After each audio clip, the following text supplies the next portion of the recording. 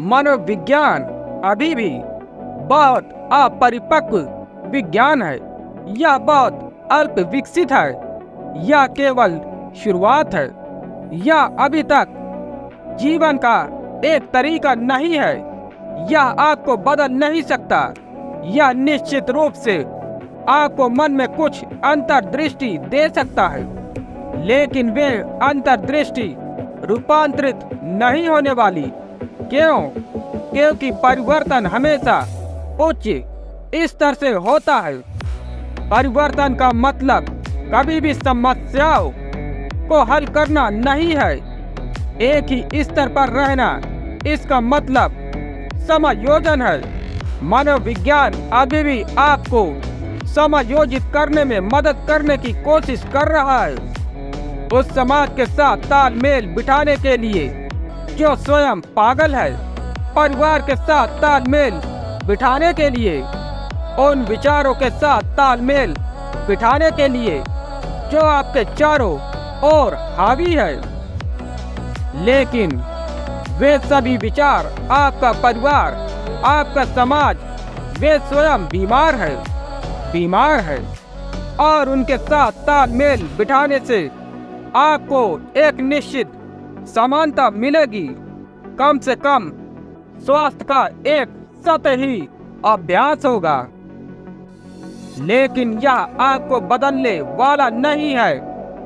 परिवर्तन का अर्थ है अपनी समझ के स्तर को बदलना। यह अतिक्रमण के माध्यम से आता है। यदि आप अपना मन बदलना चाहते हैं तो आपको अमन की स्थिति में जाना होगा। केवल उस ऊंचाई से ही आप अपना मन बदल सकेंगे, क्योंकि उस ऊंचाई से आप स्वामी होंगे। मन में ही रहना और मन द्वारा मन को बदलने का प्रयास करना ही एक व्यर्थ प्रक्रिया है। यह अपने आप को अपनी ही रस्सी से ऊपर खींचने जैसा है। यह उस कुत्ते के समान है जो अपनी पूंछ पकड़ने की कोशिश कर रहा हो। कभी कभी वे ऐसा करते हैं, कभी कभी वे बहुत मानवीय व्यवहार करते हैं। कुत्ता सुबह सुबह गुनगुनी धूप में बैठा है और वह अपनी बगल में आराम कर रही पूंछ को देखता है। स्वाभाविक रूप से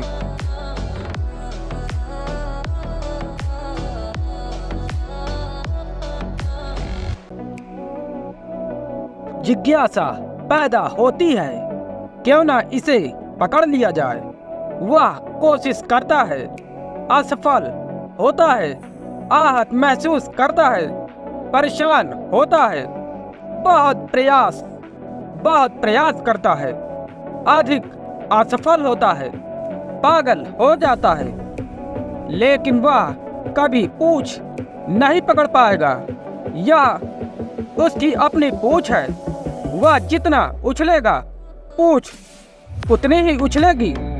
मनोविज्ञान आपको मन के बारे में कुछ अंतर्दृष्टि दे सकता है, लेकिन क्योंकि यह आपको मन से परे नहीं ले जा सकता, इसलिए यह कोई मदद नहीं कर सकता। सैम एक मनोचिकित्सक बन गया और समृद्ध होने लगा। उन्होंने एक बड़ी महंगी लिमोजिन खरीदी और उसे पहली बार बाहर चलाया। कुछ क्षण तक गाड़ी चलाने के बाद एक अन्य कार ने उसे टक्कर मार दी। वह अपने टूटे हुए कार्डलिक से बाहर कूद गया, उस कार के पास गया जिसने उसे टक्कर मारी थी, उस पर अपनी मुट्ठी हिलाई और दहाड़ते हुए कहा, तुम बेवकूफ हो, तुम मूर्ख हो, तुम एक चूहे की तरह बदमाश हो, तुम एक बच्चे की संतान हो। तभी उसे अचानक याद आया कि वह एक मनोचिकित्सक है और उसने अपनी आवाज धीमी कर ली और धीरे से पूछा, तुम अपनी माँ से नफरत क्यों करते हो? मनोविज्ञान मदद नहीं कर सकता। मैंने इसी शाम के बारे में एक और कहानी सुनी है। एक कहानी तब की जब वह दुनिया में नहीं था। उसकी मृत्यु हो चुकी थी। विधवा अपने पति की कब्र के पास पौधों की देखभाल कर रही थी। जैसे ही वह झुकी, घास के कुछ तिनकों ने उसकी स्कर्ट के नीचे नंगे मांस को गुदगुदी कर दी। वह चौंक कर तेजी से पीछे मुड़ी, लेकिन कोई नजर नहीं आया। आह भरते हुए वह वापस कब्र की ओर मुड़ी और फुसफुसाई, सैम, ठीक से व्यवहार करो और याद रखो, तुम्हें मर जाना चाहिए, ना तो जीवन में ना ही मृत्यु में। मनोविज्ञान आपकी अधिक सहायता करेगा। केवल धर्म से ही आपकी सहायता की जा सकती है। अब मनोवैज्ञानिक गुरु की भूमिका निभाने की कोशिश कर रहा है, जो पूरी तरह से दिखावा है। मनोवैज्ञानिक, मनोविश्लेषक और मनोचिकित्सक स्वामी नहीं है। वे खुद नहीं जानते। हाँ, वे मन की क्रियाविधि के बारे में थोड़ा बहुत समझ चुके हैं, अध्ययन कर चुके हैं, अच्छी तरह जानकार हैं, लेकिन सूचना कभी किसी को नहीं बदलती, कभी कोई क्रांति नहीं लाती। गहरे में व्यक्ति वही रहता है। वह सुंदर बातें कर सकता है, वह आपको अच्छी सलाह दे सकता है, लेकिन वह अपनी सलाह पर अमल नहीं कर सकता। मनोविश्लेषक स्वामी नहीं हो सकता, लेकिन विशेष रूप से पश्चिम में वह पेशेवर रूप से इतना सफल हो गया है कि पादरी भी काफी आश्चर्यचकित है। यहाँ तक कि पादरी, कैथोलिक और प्रोटेस्टेंट मनोविश्लेषक और मनोविज्ञान के अन्य स्कूलों का अध्ययन कर रहे हैं, क्योंकि वे देखते हैं कि लोग अब पादरी के पास नहीं आ रहे हैं, वे मनोविश्लेषक के पास जा रहे हैं। पुजारी को डर सताने लगा है कि उसकी नौकरी जा रही है। पुजारी सैकड़ों वर्षों से लोगों पर हावी रहा है। वह बुद्धिमान व्यक्ति था। उसने अपना आकर्षण खो दिया और लोग सलाहकारों के बिना नहीं रह सकते। उन्हें किसी ऐसे व्यक्ति की जरूरत है जो उन्हें बताए कि क्या करना है, क्योंकि वे कभी बड़े नहीं होते। वे छोटे बच्चों की तरह हैं, जिन्हें हमेशा यह बताया जाना चाहिए कि क्या करना है, क्या नहीं करना है। अब तक पुजारी यही करता था। अब पुजारी ने अपना आकर्षण, अपनी वैधता खो दी है। वह अब साम्यक नहीं रहा, अब काल ब्रा हो गया। अब मनोविश्लेषक ने उसकी जगह ले ली। अब वह पुजारी है, लेकिन उसे पादरी झूठा है। लेकिन जैसे पादरी झूठा था, वैसे ही मनोविश्लेषक भी झूठा था। पुजारी लोगों का शोषण करने के लिए धार्मिक शब्द जाल का उपयोग कर रहा था। मनोवैज्ञानिक उन्हीं लोगों का शोषण करने के लिए वैज्ञानिक शब्द जाल का उपयोग कर रहा है। ना पुजारी जागा, ना मनोविश्लेषक जागा। मनुष्य की सहायता केवल वही व्यक्ति कर सकता है जो पहले से ही बुद्ध है, अन्यथा उसकी सहायता नहीं की जा सकती। आपके सभी सलाहकार आपके लिए और भी अधिक गड़बड़ियां पैदा करेंगे। जितना अधिक आप सलाहकारों की बात सुनेंगे, उतना अधिक आप परेशान हो जाएंगे, क्योंकि वे नहीं जानते कि वे क्या कह रहे हैं। वे आपस में भी सहमत नहीं है। फ्रॉड एक बात कहता है, एडलर कुछ और कहता है, जंग कुछ और कहता है, और अब वहाँ 1001 स्कूल हैं, और प्रत्येक स्कूल अपने दर्शन के बारे में कट्टर है कि इसमें सत्य है, संपूर्ण सत्य है, सत्य के अलावा कुछ भी नहीं है। न केवल यह कहता है कि यह सच है, यह कहता है कि इसमें सच्चाई है, और बाकी सभी लोग झूठ बोल रहे हैं, धोखा दे रहे हैं। यदि आप इन मनोविश्लेषकों की बात सुनेंगे, यदि आप एक मनोविश्लेषक से दूसरे मनोविश्लेषक के पास जाएंगे, तो आप और अधिक भ्रमित हो जाएंगे। एकमात्र साथ जो वे आपको दे सकते हैं वह यह है कि यदि आप काफी बुद्धिमान हैं तो आप उनसे इतने तंग आ जाएंगे, उनसे इतने ऊब जाएंगे कि आप रूपांतरित होने का विचार ही छोड़ देंगे और आप अपना जीवन सामान्य रूप से जीना शुरू कर देंगे। परिवर्तन के बारे में ज्यादा चिंता किए बिना यदि आप बुद्धिमान हैं, जो बहुत दुर्लभ है क्योंकि बुद्धि को शुरू से ही कुचल दिया जाता है, आपको औसत दर्जे का बना दिया गया है। प्रारंभ से ही बुद्धि नष्ट हो जाती है। केवल कुछ ही लोग किसी तरह समाज से बच पाते हैं और बुद्धिमान बने रहते हैं। नागेश, तुम मुझसे पूछते हो अब मुझे क्या करना चाहिए।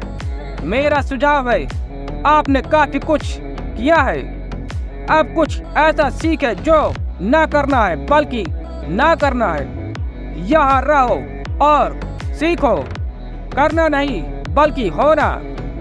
चुपचाप बैठे रहो, कुछ ना करो। 3 से 9 महीनों के भीतर यदि कोई पर्याप्त धैर्य रखता है और यदि वह प्रतिदिन घंटों एक साथ बैठा रह सकता है, जितना समय मिल सके बस बैठे रहो। शुरुआत में आपके मन में बड़ी उथल पुथल पैदा होगी, अचेतन से सब कुछ सतह पर आना शुरू हो जाएगा। तुम्हें ऐसा लगेगा जैसे तुम पागल हो रहे हो।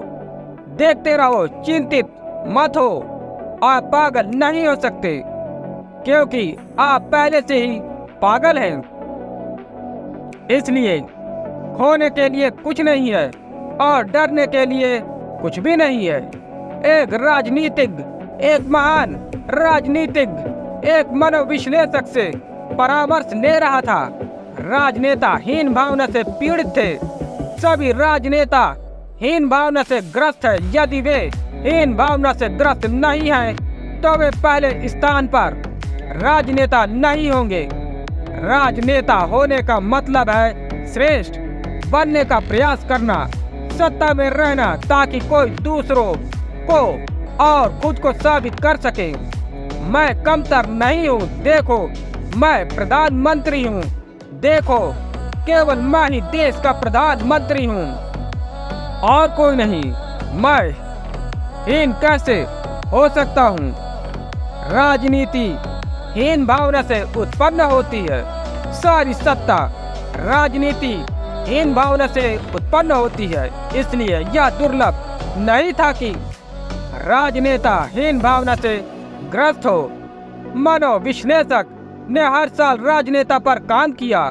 2 या 3 साल बाद उनकी सारी बकवास सुन रहा हूँ क्योंकि एक राजनेता क्या कह सकता है? वह घंटों तक सोफे पर पड़ा रहता और बकवास बातें करता।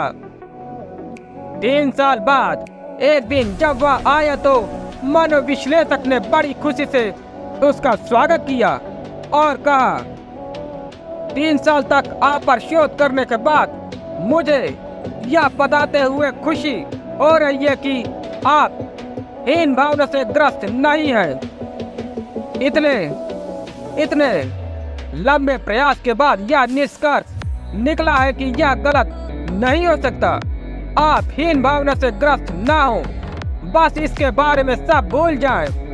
राजनेता बहुत खुश हुआ और उसने कहा, मैं आपका आभारी हूँ, लेकिन क्या आप मुझे बता सकते हैं कि आप इस नतीजे पर कैसे पहुंचे?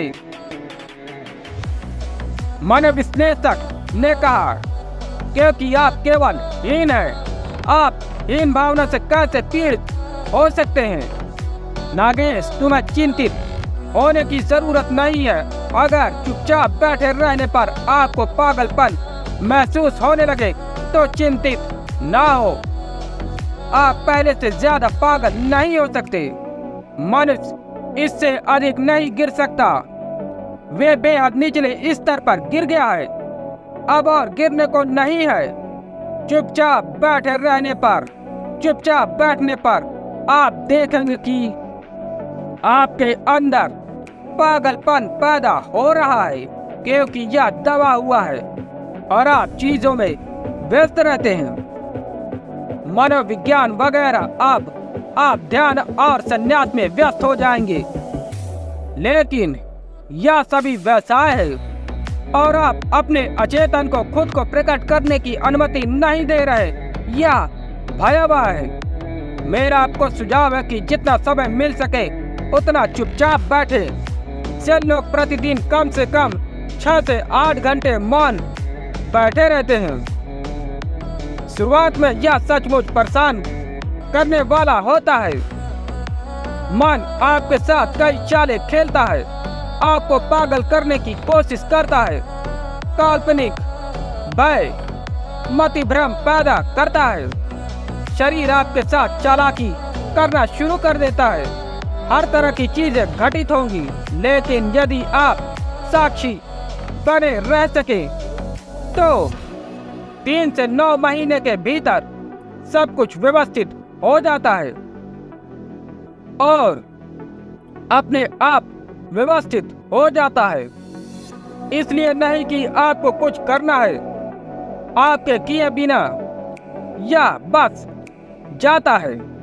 और जब एक शांति पैदा होती है, असंस्कृत, अव्यवहारिक, तो यह कुछ शानदार, कुछ बेहद सुंदर, उत्तम होता है। आपने पहले कभी इसका स्वाद नहीं चखा होगा। यह शुद्ध अमृत है। आपके मन को पार कर लिया है। मन की सभी समस्याएं दूर हो जाती हैं। ऐसा नहीं है कि आपको कोई समाधान मिल गया है, बल्कि बस वे स्वयं ही गिर गए हैं। साक्षी भाव से, केवल साक्षी भाव से। आप पहले से ही बहुत जानदार हैं। किसी और ज्ञान की आवश्यकता नहीं है। तुम्हें सीखने की जरूरत है। जानकार लोग बहुत चालाक लोग होते हैं। वे हमेशा वही बने रहने के लिए बहाने ढूंढते रह सकते हैं। दर्शन शास्त्र और मनोविज्ञान। एक प्रोफेसर को मोनशाइन विस्की की लत थी। एक रात बड़ी मात्रा में शराब पीने के बाद वह अपने केबिन में गया, बिस्तर के लिए कपड़े उतारे, मोमबत्ती बुझाने की कोशिश की। उसकी मादक सांसें भड़क उठी। अनुभव से दुखी होकर उसने अपनी पत्नी को पुकारा, मेरे लिए बाइबल लाओ मार्था। यह मेरे लिए एक भयानक सबक है। मैं शपथ लेने जा रहा हूँ। खुश गृहिणी जल्दी से बाइबल ले आई, खड़ी रही, जबकि उसके आदमी ने उस पर अपना हाथ रखा और स्वर्ग की ओर देखा। मैं उन सभी चीजों की कसम खाता हूँ जो पवित्र है। उसने कहा कि मैं कभी भी जलती हुई मोमबत्ती पर फूंक नहीं मारूंगा। मन चालाक है। आपको मन से परे जाना होगा। यही तो ध्यान है।